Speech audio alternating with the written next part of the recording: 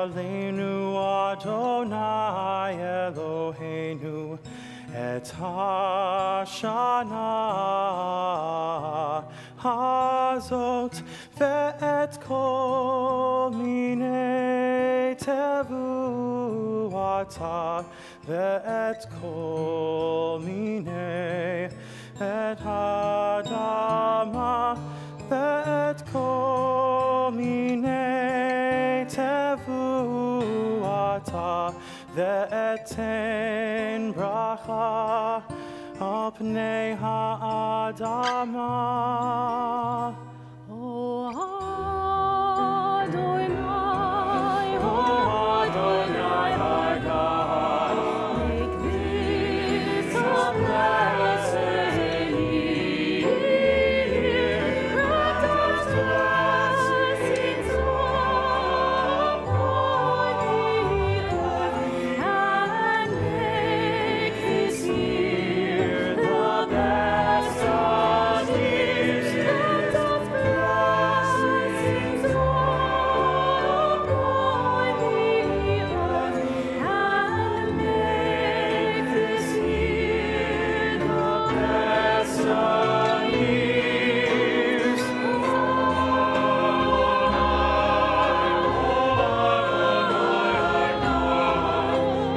Make this a blessed year. Let us blessings upon and make this year the best of years.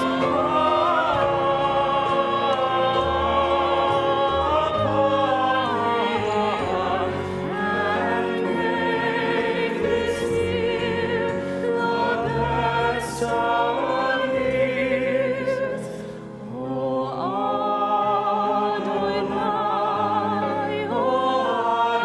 Adonai, our God. Barech Aleinu Adonai Et hashana hazot baruch atah mevarech Hashanim. Barech Aleinu Adonai Eloheinu our God. Adonai our God. Et hashana hazot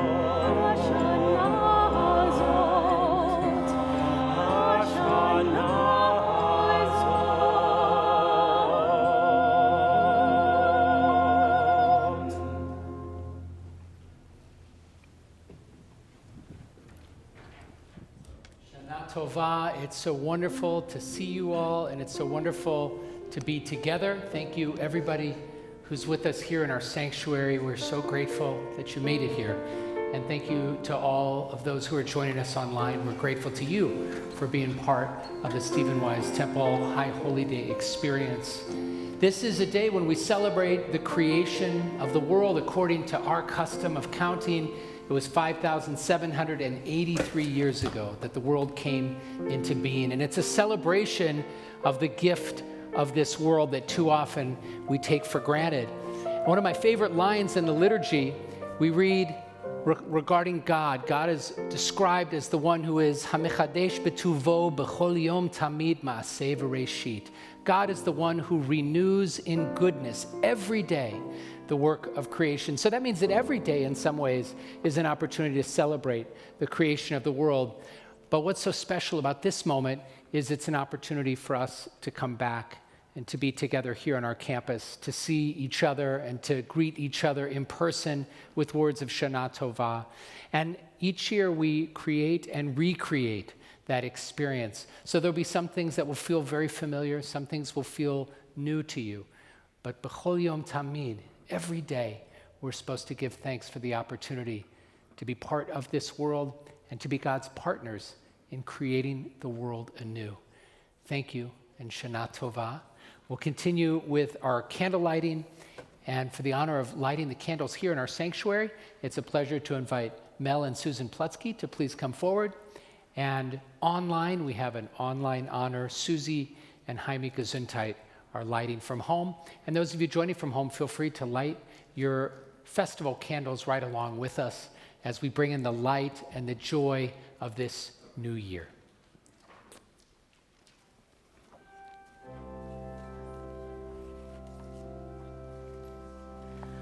Baruch atah Adonai, Eloheinu melech haolam,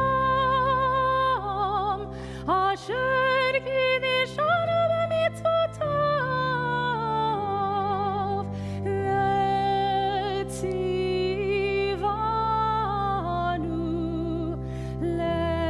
lehadlik ner shel yom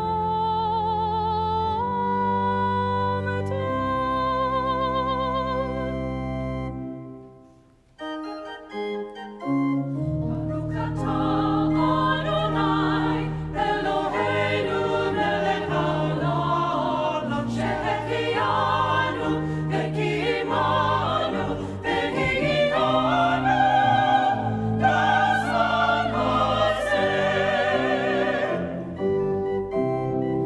Blessed is the Lord our God, ruler of the universe, for giving us love, for sustaining us, and for enabling us to reach this joyous day.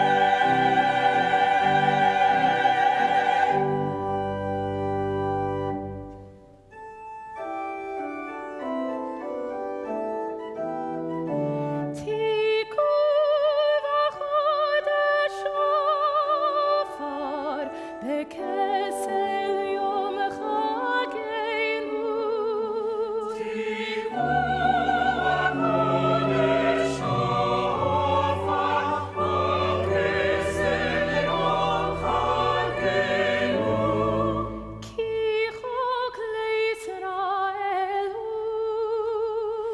Ki chok leYisrael hu. Mishpat Elokei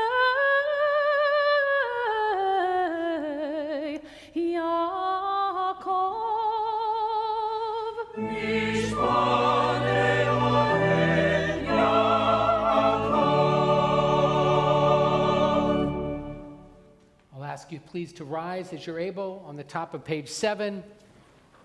And it's an honor to call forward Dr. Richard Shimon, who's going to be sounding the shofar for us. We can read together at the top of the page in English, the year is 5783.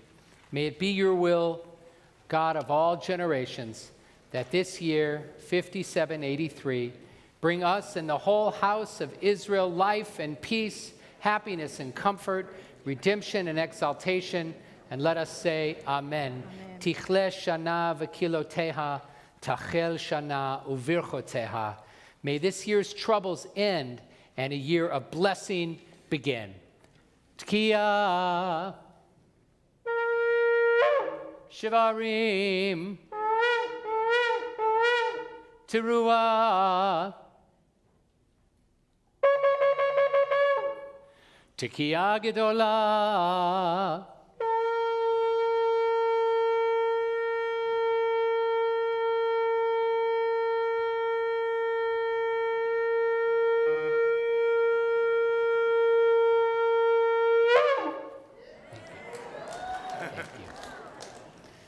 I threw the Tekiah Gedolah on there because I knew he'd be ready for it. But you want to start the year off with a bang.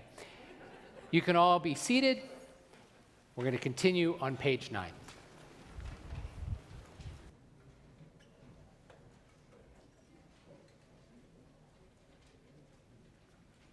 Here I stand. impoverished in merit, trembling in your presence, pleading on behalf of your people Israel, even though I am unfit and unworthy for the task. Therefore, gracious and compassionate God, awesome God of Abraham, Isaac, and of Jacob, wondrous God of Sarah, Rebekah, Rachel, and Leah, I plead for help as I seek mercy for myself and for those whom I represent. Charge others not with my sins. May they not be shamed for my deeds, and may their deeds cause me no shame. Accept my prayer as the prayer of one uniquely worthy and qualified for this task. Remove all obstacles and adversaries. Draw your veil of love over all our faults. Transform our afflictions to joy and gladness, life and peace. May we always love truth and peace, and may no obstacles confront my prayer.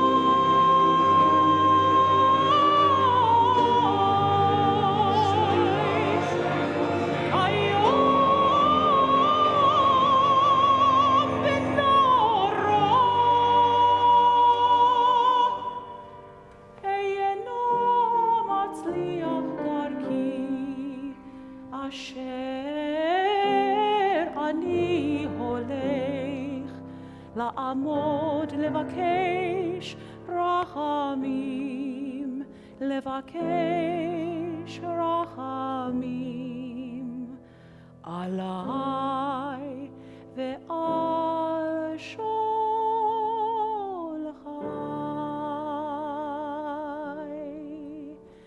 כי אתה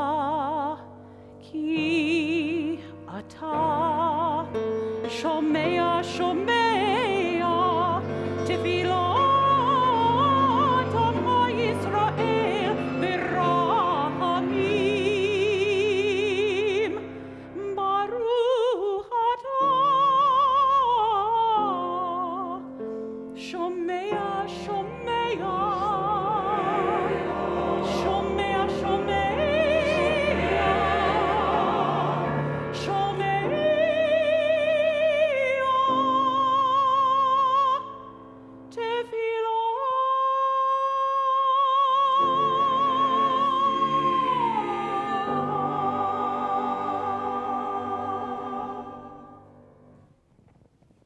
Please rise.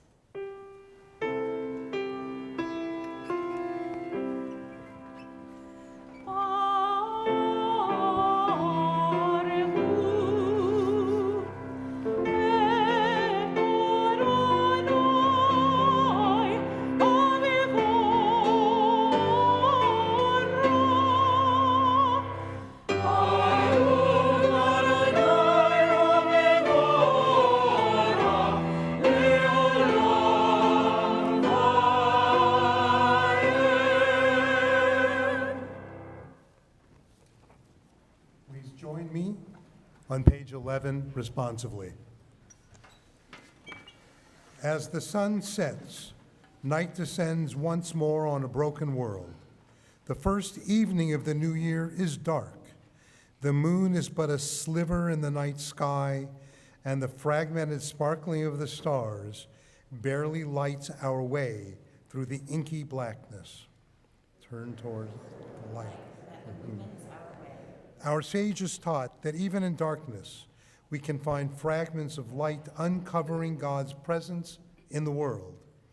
This happens when we seek out the glimmering within the eyes of our neighbors and loved ones, God's reflection in the soul of each human being. Turn us towards the light that illumines our souls. For some, the soul light shines brightly, spreading the brilliance of hope, strength, and renewal. For others, the light remains concealed beneath the shadows of despair, anguish, and pain. But they may draw upon the undiminished stories of divine luminescence found in those who would reach out to them. Turn us toward the light.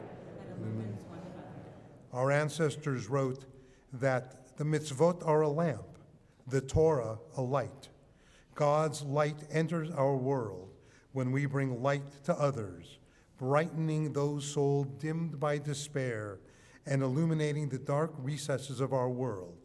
It is then that our light dawns on a world renewed. Turn us toward the light that illumines our world.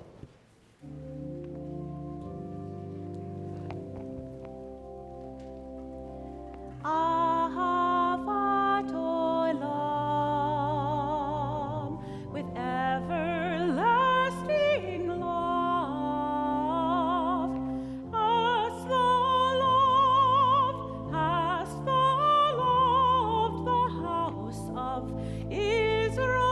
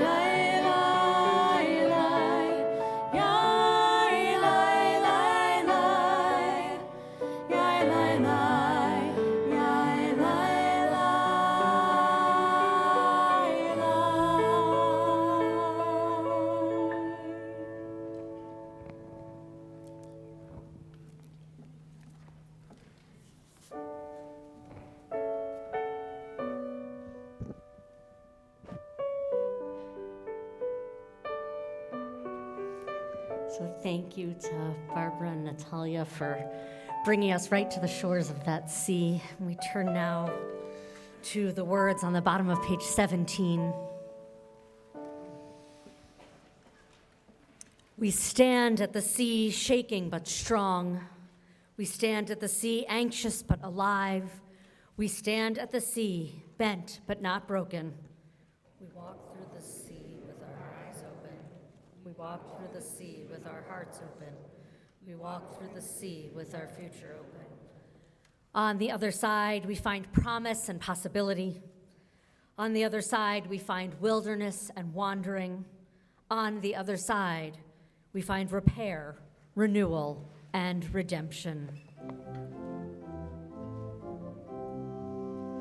מי כמוך באלם אדוני, מי כמוך נדר בקודש, נורות תהילות עוסק פלא. מלכותך ראו פניך, בוקע יום לפני משה ומרים, זה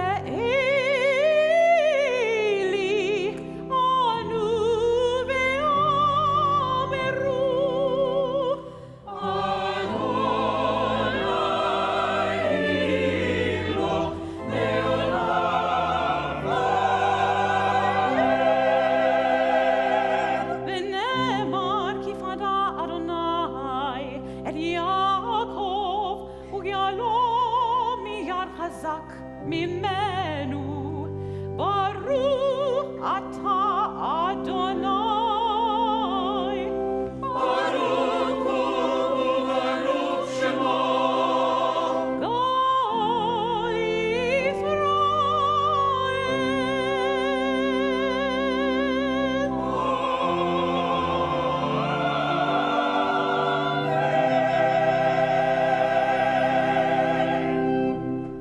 We continue with our evening prayer, Hashkivenu, page 19.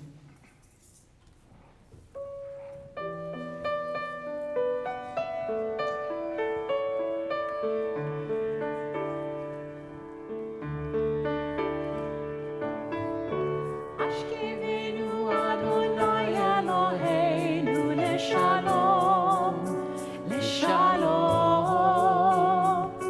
ve'ha'amitenu malkeinu לחיים.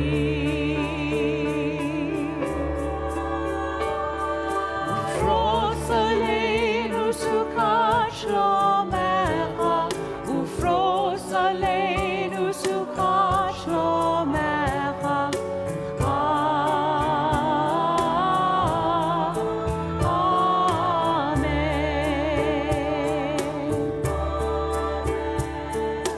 Shelter us beneath thy wings, O Adonai. Guard us from all harmful things, O Adonai. Keep us safe throughout the night, till we wake with morning's light. Teach us, God, wrong from right.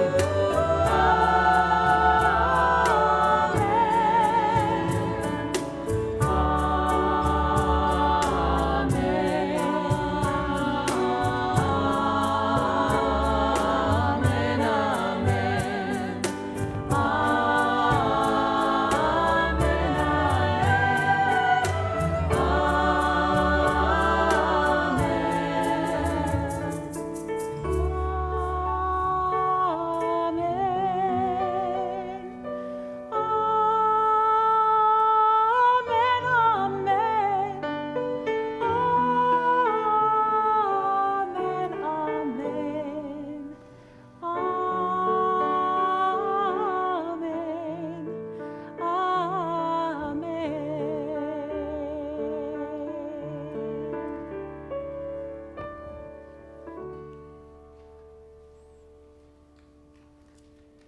Page 21.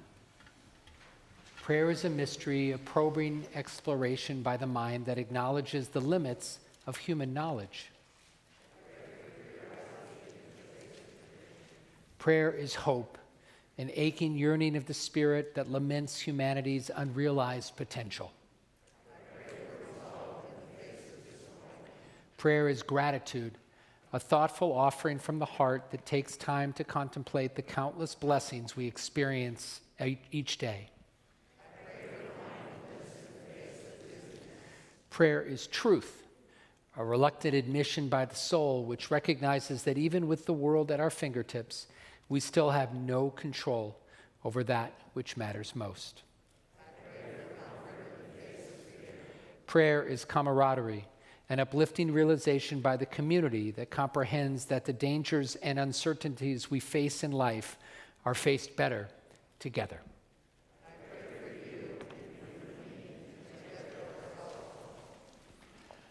Our silent Amidah begins on page 24, and it continues all the way until the end of page 46, page 40. And we're going to give you just a few moments to pray the words of the prayer book and to add your own words. And especially as we think about the year that has just ended, we can think of some of the things that we're grateful for, some of the blessings of the year that passed.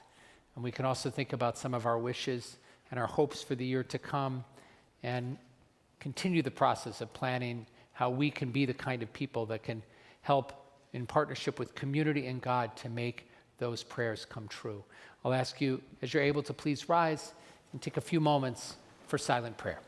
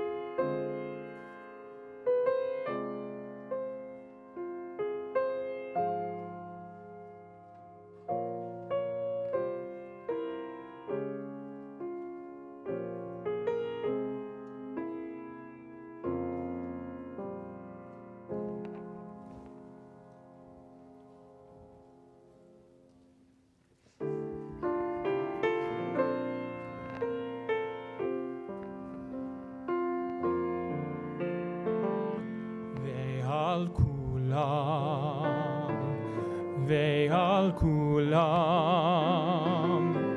יתברך ויתרומם, יתברך ויתרומם, שמך מלכנו תמיד לעולם ועד.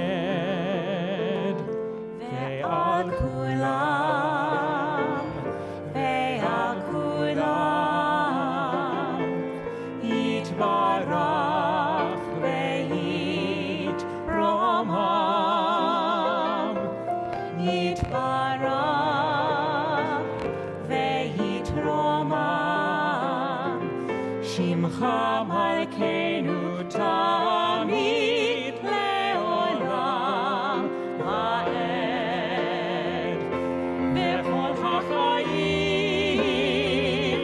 יודוך סלע, ויהללו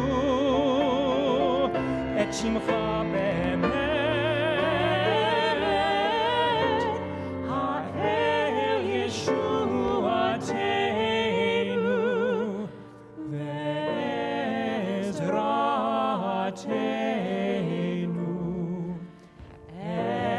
עזרתנו סלע. ועל כולם,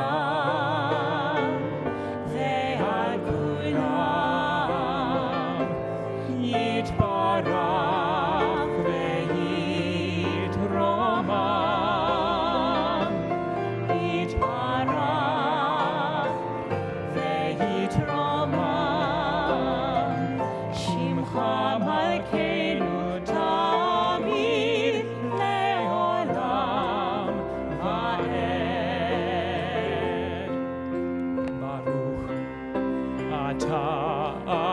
Adonai, Shemo, Hatov Shimcha, Hatov Shimcha, Hatov Shimcha, Hatov Shimcha, Ulecha Na'eh, Na'eh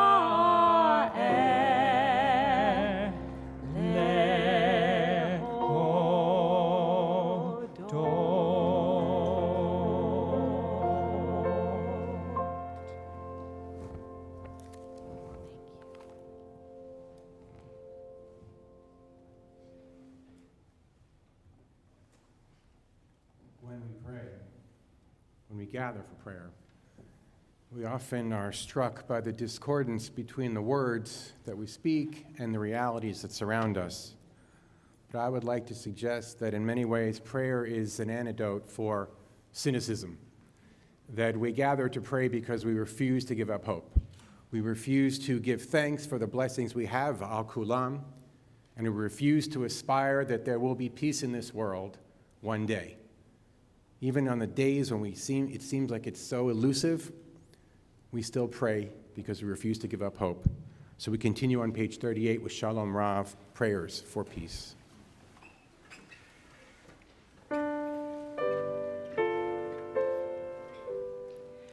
Shalom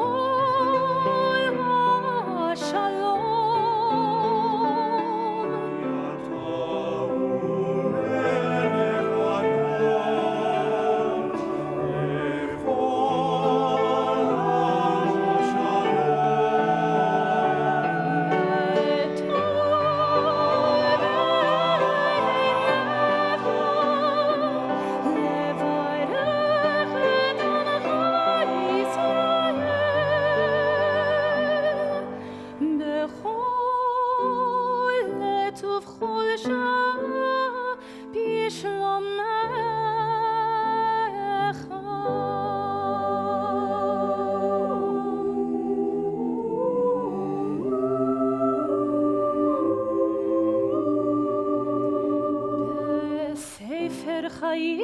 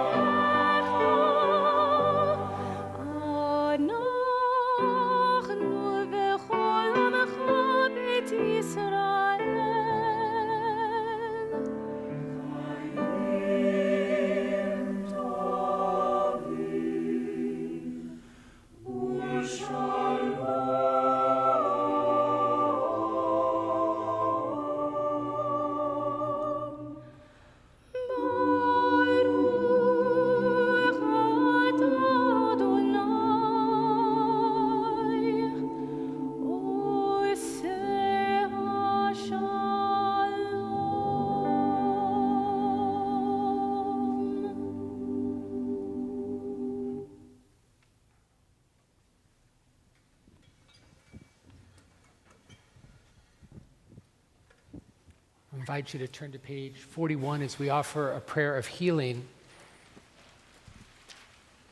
Last spring, I went and visited our middle daughter in college. She's a public health major, and I went to some of her lectures.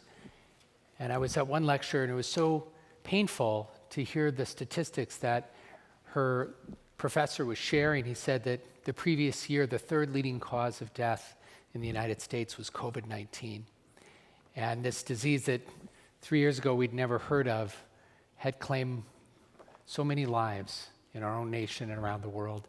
And thank goodness, little by little, we are emerging from our pandemic, and there's still much to do, and we're not quite back to normal yet.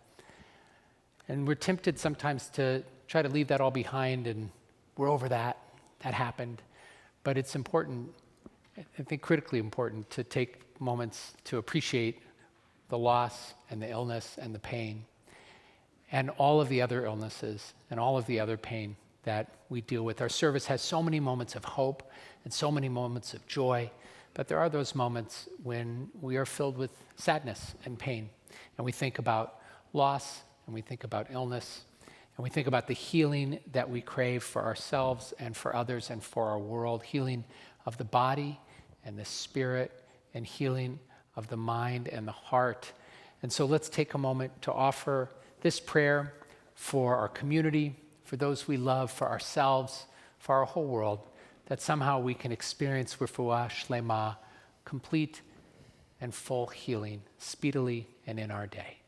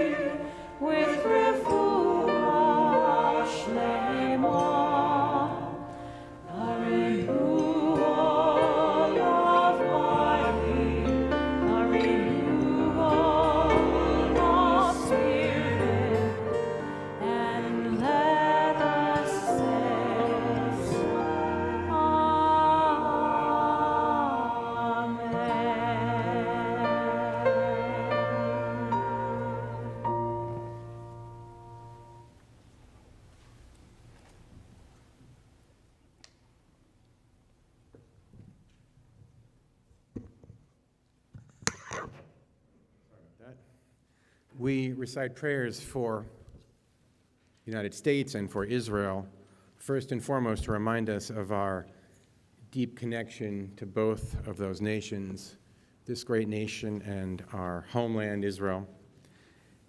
And we also recite these prayers so we should never become complacent in recognizing that each of us has a responsibility to secure the future of those nations through our work, through our efforts, through our voting, through the tasks that make nation building possible.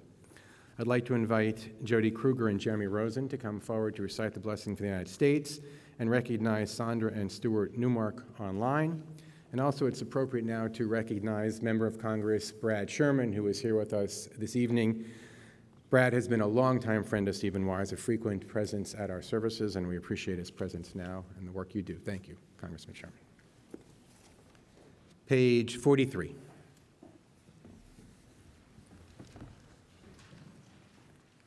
Our God, God of our fathers and mothers, we are grateful for our country, the United States of America. May it always be a haven for the oppressed, its neighborhoods and byways peaceful and secure. May the officers of our government be blessed with wisdom and good counsel. May they act in unison to promote the welfare of all, and may petty rivalry be banished from their deliberations. May agriculture and commerce be prosperous. May schools and places of learning flourish, so that future generations gain the knowledge of freedom and learn the responsibilities of citizenship. Guard our land from calamity and injury. Plant among the peoples of different nationalities and faith who dwell here love and understanding, peace and friendship. Spread the shelter of your peace over those who serve our country here and abroad. May it be your will that our land be a force for good for all who live on earth, and all peoples know its blessings, so that the vision of your prophet may be fulfilled. Let justice roll down like water, and righteousness like a mighty stream. And let us all say, Amen. Thank you. Page 44.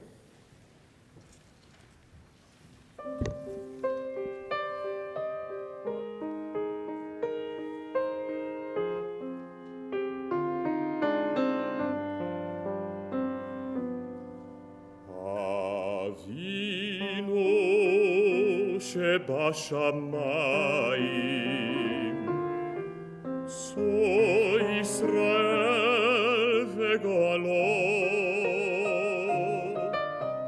ברך את מדינת ישראל,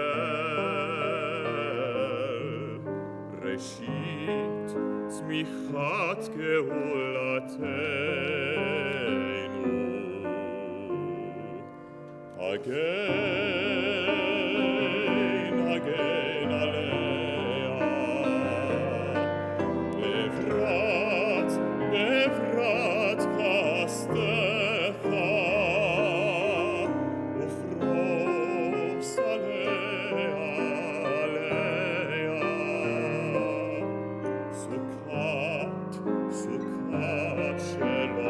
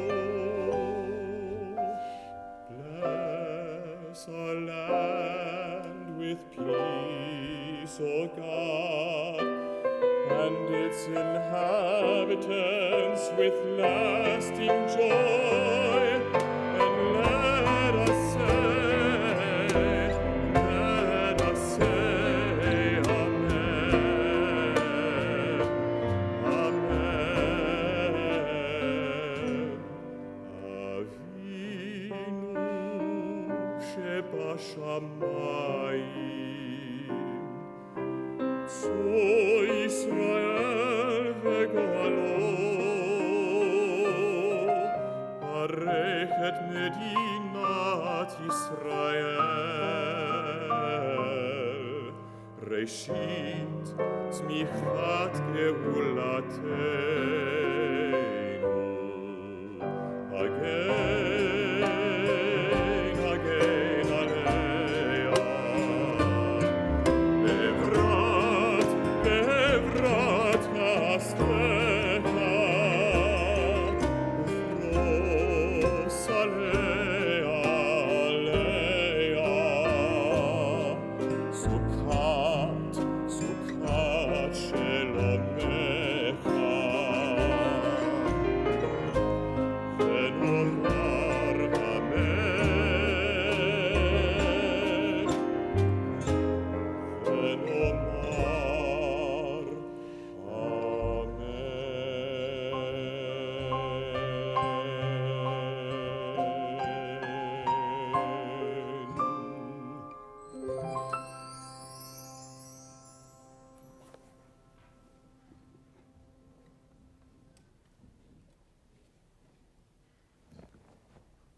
like to invite the Tybergs, Rosita and Juan, Lori, Leandro, Francesca, and Rowan to come forward, and Barbara and Sammy Snyder to open the Ark, as well as recognize Linda and David Saltzman online, our online honor.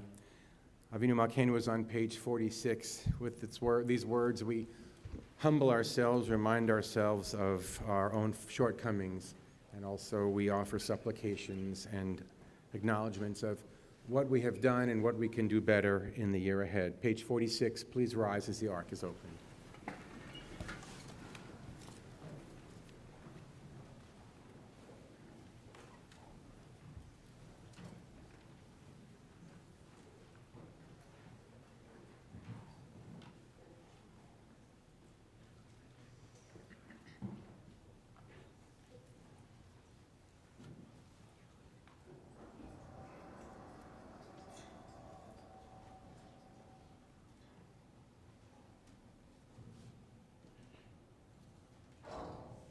Avinu Malkeinu, Shma Koleinu. Avinu Malkeinu, hear our voices. Avinu Malkeinu, hatanu lefanecha. Avinu Malkeinu, Hamol Aleinu v'al ol Aleinu v'tapenu. Avinu Malkeinu, have mercy upon us and upon our children. Avinu Malkeinu, kala dever v'cherev v'ra'av me aleinu. Avinu Malkeinu, help us to diminish pestilence, war, and famine. Avinu Malkeinu, kale kol tsar umastin me'aleinu. Avinu Malkeinu, inspire us to banish hate and oppression from the earth. Avinu Malkeinu, kotvenu besefer chayim tovim. Enter us in the Book of life. Avinu Malkeinu, chadesh aleinu shana tova. Avinu Malkeinu, renew our faith in the future, that we may make the coming year a year of goodness. Avinu Malkeinu, Shema Koleinu. Avinu Malkeinu, Chatanu lefanecha. Avinu Malkeinu, Hamol Aleinu, Ve'al Aleinu, V'tapenu.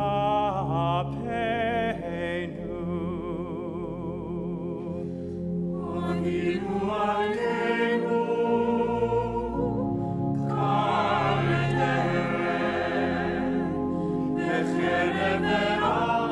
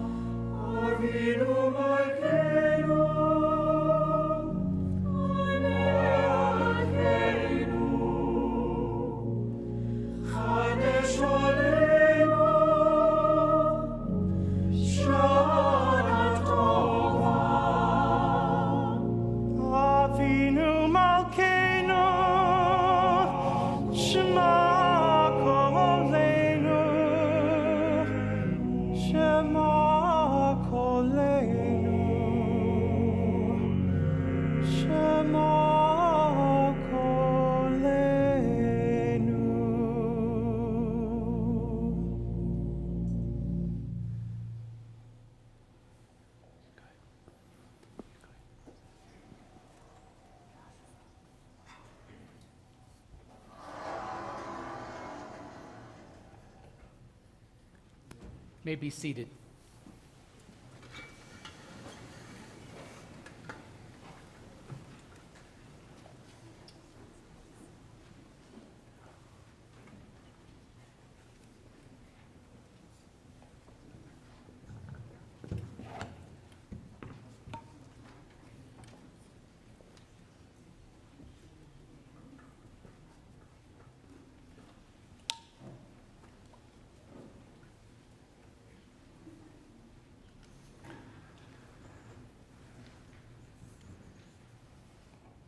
Shana Tova. It's a privilege to share this evening with you. And as we prepare for the new year together, I'd like to begin by asking you a personal question. Have you ever had a disagreement with someone that just stayed with you? Not something that affected your relationship, but just something that haunted you thereafter. You see, I had one a few years ago that's still on my mind. And I'd like to share it with you tonight because I think it speaks to the moment we're in, both as individuals and as a community. It started in the summer of 2018, when much of America recoiled in horror upon witnessing the callous treatment faced by migrants at our nation's borders, from videos of Border Patrol agents tearing children from the arms of crying mothers, to photos of parents sleeping atop one another in hastily constructed prisons. As part of the United States' zero-tolerance immigration policy, nearly 4,000 children were deliberately taken from their parents at our border. And though religion often lacks clear-cut guidance for issues of civic significance, in this case, Jewish wisdom seemed eminently clear. 36 times the Torah commands us to treat gerim, foreigners, with dignity and compassion, reminding us that we were once gerim in the land of Egypt. And so, I decided to raise my objections to a policy that seemed a violation of our tradition's teachings. I didn't pretend to know what the solution to immigration was then, and I certainly won't do that now. But I knew, like so many other Jews, like so many other Americans, that this wasn't it. And so as I collected my thoughts, I called one of my closest colleagues to get his opinion. When I shared my observations, he discouraged me from writing, suggesting that the word gerim, according to the rabbis, refers to converts, not foreigners, and therefore Judaism had nothing of substance to say about the families being separated at our nation's border. Frankly, surprised by his reply, I consulted several other colleagues with similar political proclivities, and I heard the very same answer. Gerim are converts, not foreigners. Now, to be candid, my friend isn't wrong. In rabbinic texts like the Talmud, ger indeed refers to those who choose Judaism.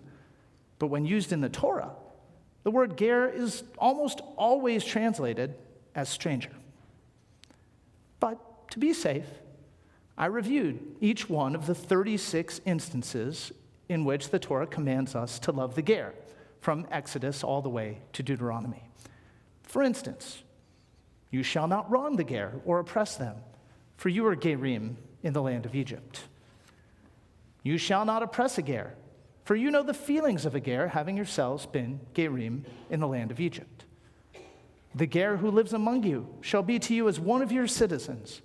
You shall love the ger as yourself, for you were gerim in the land of Egypt.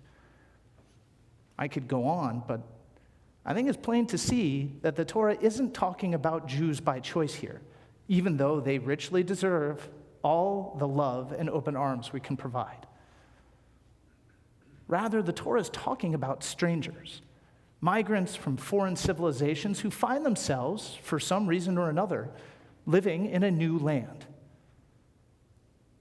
And the Torah unequivocally commands us to treat these strangers with the dignity they deserve as our fellow human beings.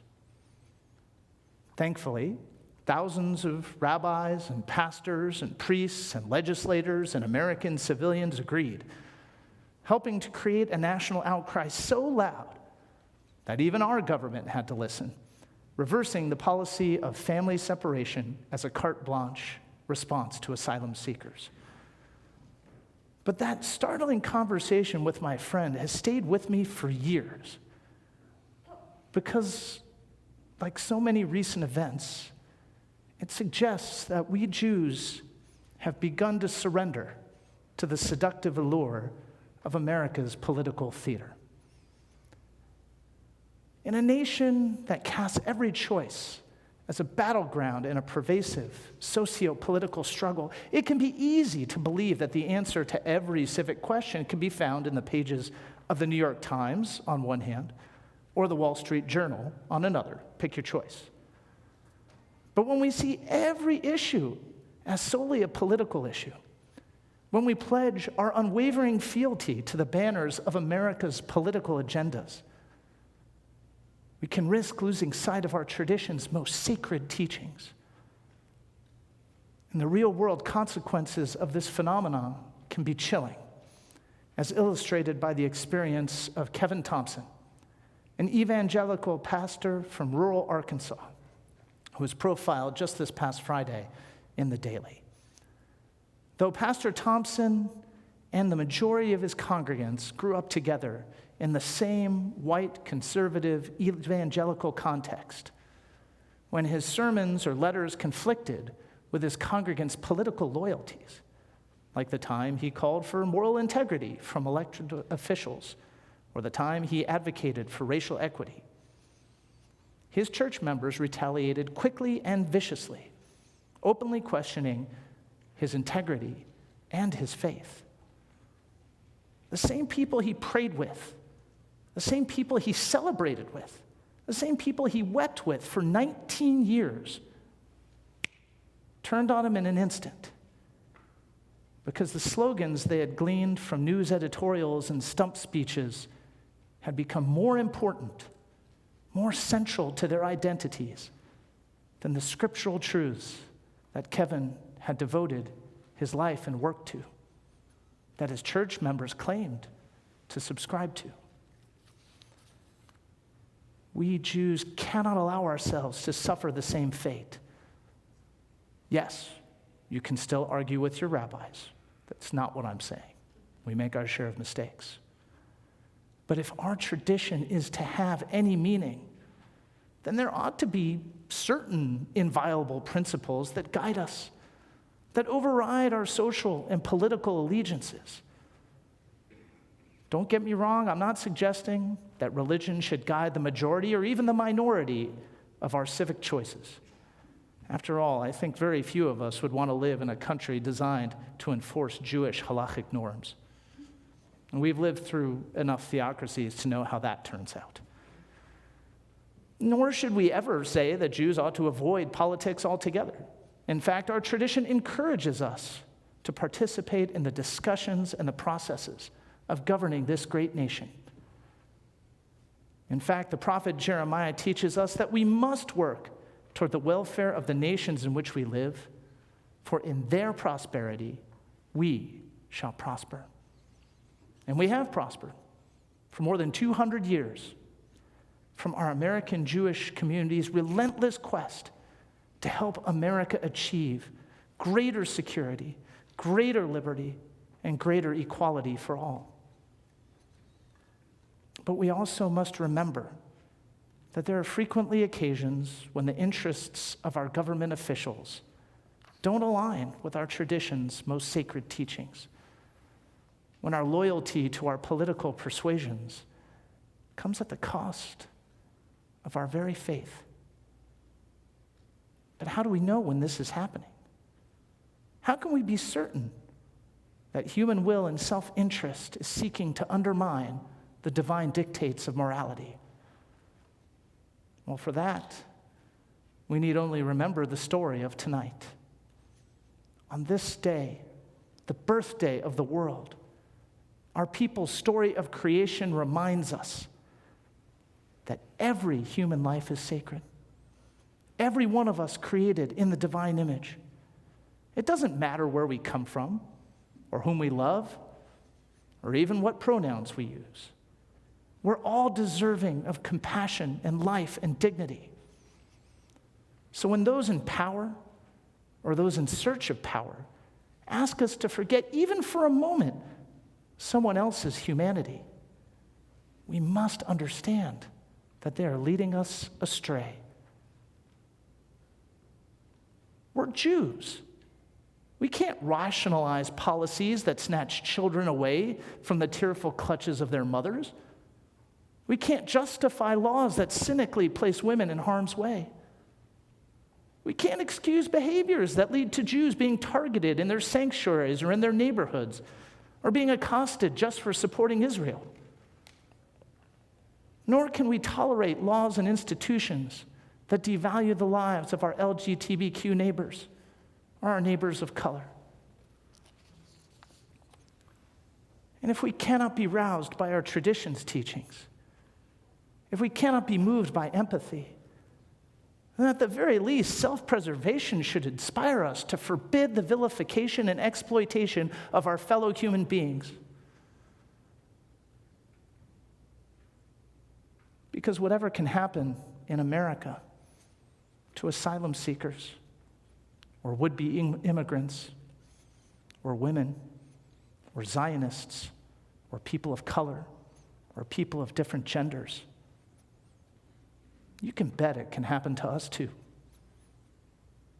All it takes is someone willing to privilege the will of the powerful over the divinity that we all share. Regardless of our political allegiances, those of us who participate in the politics of this country, either through word or deed or just voting, do so out of love and hope for this great nation. But sometimes the best way to support our country, or even just your party of choice, is to admit when those in power are wrong and to hold them accountable with our words, with our dollars, with our votes, and with our actions. This isn't anything new. This is precisely how the most esteemed Jewish figures in America helped shape this country. From Chaim Solomon, who bankrupted his family to finance the American Revolution, to Rabbi Stephen S. Wise, who disregarded his fellow rabbis' anti-Zionist rhetoric to help create American Zionism, to Rabbi Abraham Joshua Heschel and countless others like him who risked life and limb to support the civil rights movement, to Gloria Steinem, who reintroduced America to feminism at a time when her contemporaries gave precedence to Vietnam and racial equity. Significant moments in this country's history were written by those Jews who prioritized our tradition's belief in human dignity over the social and political ideals that captivated their peers. This isn't to say that Judaism has a uniform voice on all matters of civic import. There will be plenty of times when we disagree about our tradition's teachings. That's normal. That's valuable. That is, as the rabbis taught, an argument for the sake of heaven.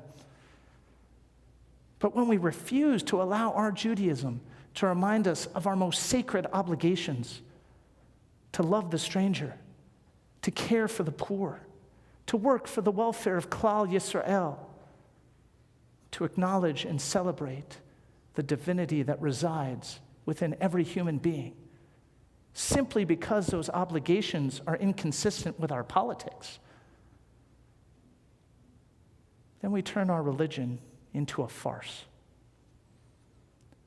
And we should know better. We should know better because our tradition demands better.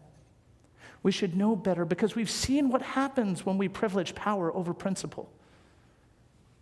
And we should know better because we've witnessed firsthand the human potential for intolerance turned against us in Europe, in Iran, and the Middle East, and in countless nations and civilizations throughout human history. going all the way back to Egypt, the very first time that we were Gerim. It's been 4 years since the United States ended its zero-tolerance immigration policy. 4 years later, there are still children who may never again see their parents. 4 years later, we still separate migrants from their children should they face even the most innocuous criminal charges. And 4 years later, demagogues still vilify and undermine the safety of asylum seekers for political gain. And 4 years later, I have discovered that all this time, I was wrong. The Ger isn't the stranger or the foreigner. The Ger is all of us, united in our humanity and in the divine image we share, whether we're black or white, or Jewish, or Christian, or Muslim, or Buddhist, or any other religion. Whether we call ourselves men or women or non-binary, whether we've been settled in this land for generations or just arrived yesterday, we are, all of us, Gerim. And I can only pray that this is the year we truly learn to love the Ger and stand against anyone who would tell us to do otherwise. Shana Tova.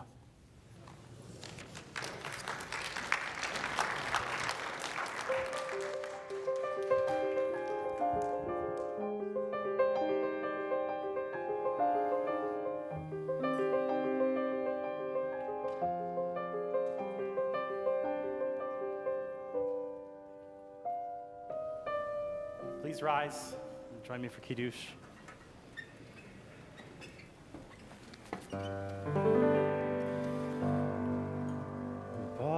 Baruch atah Adonai. Baruch hu, Baruch Shemo. Eloheinu melech haolam. Borei peri hagafen. Amen. Baruch atah Adonai.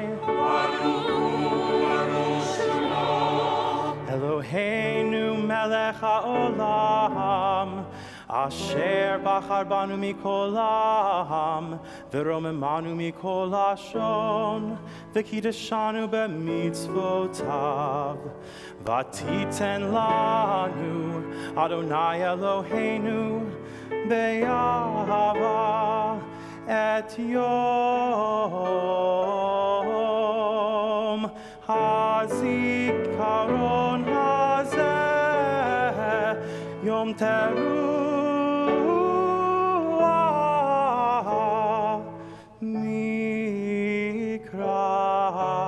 kodesh zecher litziat Mitzrayim Kivanu v'acharta, v'yotanu kidashta, mikol ha'amim, u'devarecha emet, v'kaya lad. Baruch atah Adonai. Baruch hu, Baruch Shemo. Melech al kol haaretz, Mekadesh Yisrael, v'yom hazikaron.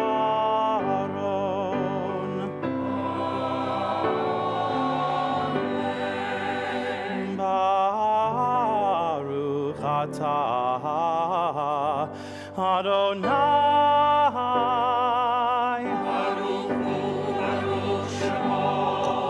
Eloheinu melech haolam, shechianu v'kiyamanu v'hiyanu la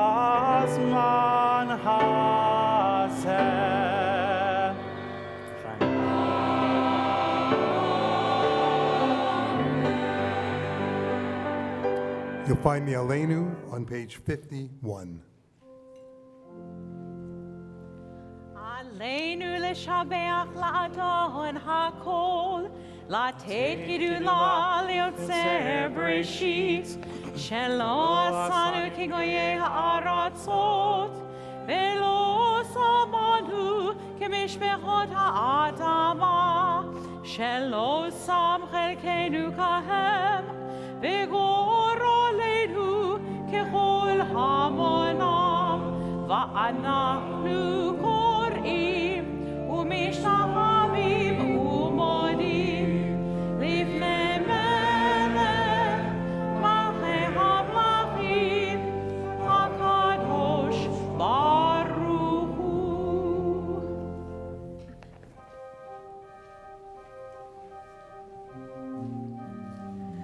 ונאמר והיה אדוני למלך על כל הארץ ביום ההוא יהיה אדוני אחד. ביום ההוא יהיה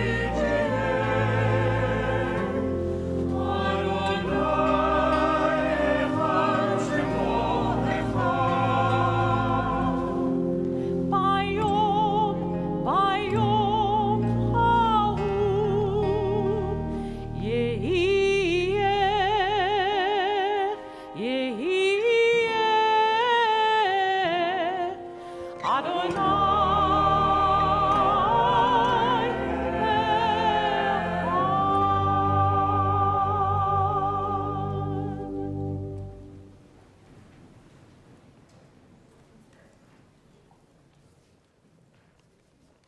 The Mourner's Kaddish, page 52. Please join me in the responsive reading. The Mourner's Kaddish, words recited in memory of the departed, and yet there is no word of death, overflowing with words of praise to the Almighty, the glory of God, the greatness of God. We feel their presence. These chilling, uplifting, 2,000-year-old words, may we honor their path, may we well in our future. They once walked alongside us, now they walk the streets of heaven.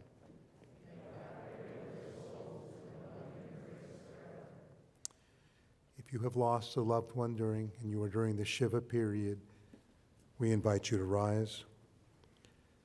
If you are within 30 days of a loss, the Shloshim period, you are invited to rise. If you're mourning the loss of a parent within the last year, you're invited to rise. And if you're observing a yahrzeit this evening, we invite you to rise. And if it's your custom, we invite you all to rise and join me in Kaddish Yatom. Yitgadal v'yitkadash shemei Rabba, be'alma divrach yirutei v'yamlich malhutei, b'chayechon u'v'yomechon uv'chaye d'kol Beit Yisrael, ba'agala u'v'izman kari v'imru. Amen. Yehei shmei Rabba mevorach le'olam olmai olmaya. Yitbarach v'yishtabach v'yitpo'ar v'yitroman v'yitnaseh. V'yitadar v'yitaleh v'yitalal shmeid kudsha brihu le'ela u'le'ela min kol birchata v'shirata tushbechata v'nechemata ta'almiran be'alma v'imru. Yehei shlama rabba min shemaya v'chayim aleinu ve'al kol Yisrael v'imru. Oseh shalom b'imroma hu ya'aseh shalom aleinu ve'al kol Yisrael v'imru. May the one who makes peace in the heavens make peace for us and all Israel. Together we say, Amen. You can be seated. Let's been such a pleasure to be together, and we're so grateful that you're with us. And those joining from home who are here in Los Angeles and you're thinking, can I make it up the hill? Can I get there? This room can tell you, yes, you can. And we have shuttles and ride share and carpooling and lots of ways for you to get on and off the campus. The important thing is to join us however you're able to. We want you to return to this community. We want you to return to a sense of sanctuary that we can find in this room, however we enter it. We want you to return to your very best self. That's what these days are about. We are turning towards goodness, and we do that best by being together in community.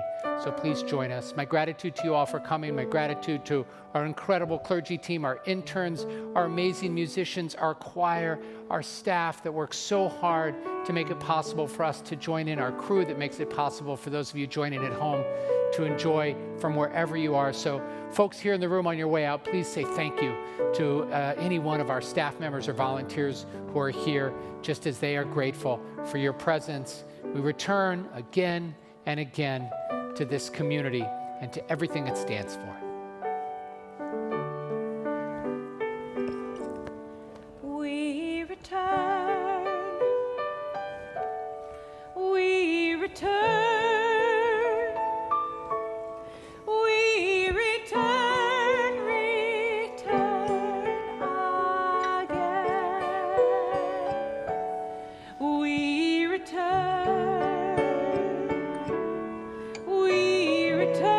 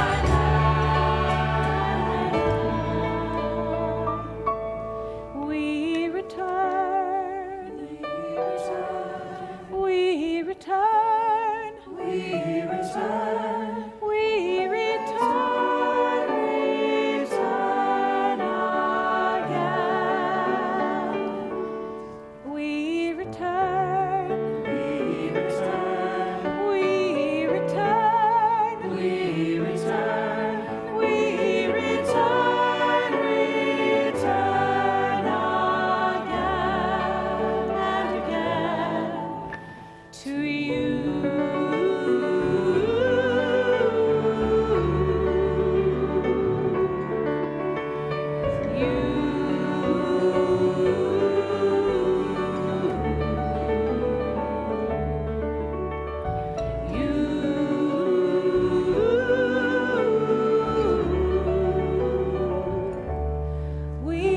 return again to you. Shana Tova.